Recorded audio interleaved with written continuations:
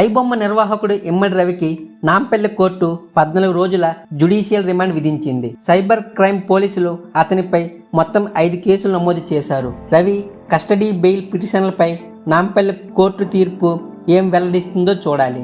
ఐబొమ్మ రవి మొదటి నుంచి criminal mentality కలిగి ఉన్నాడని పోలీసులు తెలిపారు.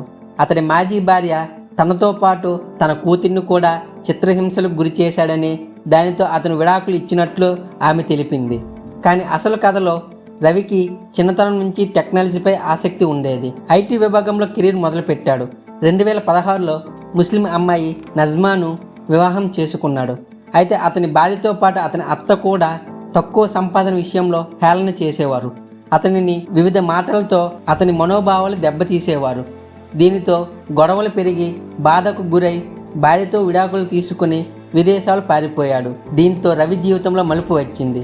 ఎలా అయినా డబ్బు సంపాదించాలని 2019 నుండి పైరసీలకు పాల్పడుతూ ఇక్కడి వరకు వచ్చాడు. అయితే సినిమా ఇండస్ట్రీ వారు పైరసీ వల్ల నష్టపోతున్నామని కంప్లైంట్ ఇవ్వడంతో పోలీసులు అతని కోసం గాలింపు చర్యలు మొదలుపెట్టారు. ఇది తెలుసుకున్న అతని భార్య తనపై కోపంతో అతని మొత్తం సమాచారాన్ని ఇచ్చి పట్టివేసింది. కానీ పోలీసులు మాత్రం వారికి ఎవరూ సమాచారం అతని స్నేహితుల ద్వారా పట్టుకున్నట్లు తెలిపారు. అయితే పోలీసులు అతని భార్య చెప్పిన సమాచారం నిజమా, అతని స్నేహితులు చెప్పిన సమాచారం నిజమా?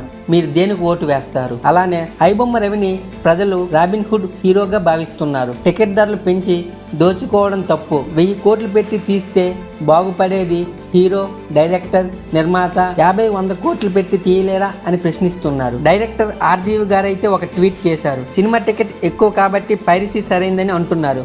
మరి బయట నగల ఖరీదు ఎక్కువగా పెరుగుతున్నాయి, ఆ నగల దుకాణాన్ని దోచుకోమంటారా అని ప్రశ్నించారు. నిర్మాత సి కళ్యాణ్ గారు అయితే పోలీసులు కానీ సినిమా వాళ్ళు కానీ ఐబొమ్మ రవిని ఎన్కౌంటర్ చేయాలని, అలా అయితే మరొకరు ఇలాంటి పనులు చేయడానికి భయపడతారని ఒక ప్రెస్ మీట్లో వ్యాఖ్యానించారు. అతన్ని చేసేది తప్పునా ఒప్పునా? మీరు దేనికి సమర్థిస్తారు? కామెంట్ చేయండి. జై హింద్.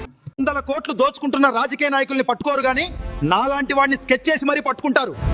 రాష్ట్రంలో సమస్యలు ఏమి లేవా? నేను తప్ప